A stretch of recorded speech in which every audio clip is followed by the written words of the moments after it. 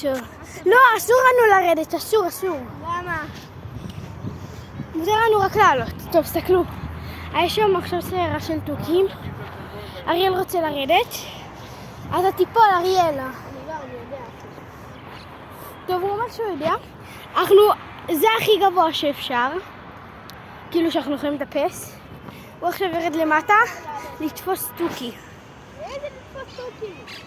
אז למטה יורד. תקשיבו, תסתכלו את המגלס שלי. אריאל, הטלפון שלך מחליק. הטלפון שלך. אופיר, את לא מניחה שאת הטלפון. אלונה, אתה יכול להביא בבקשה גם לי, אני אשמור לך. ותחזיר גם את הטלפון של אריאל. נו, רק צריך להביא מזור זהו. מה? הנה, תסתכלו אותו.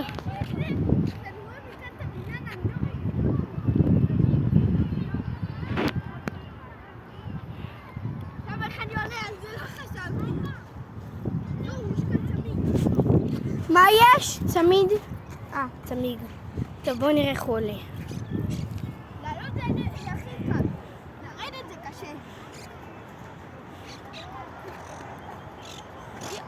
יופ, עלי. אה, היא, כך שמה?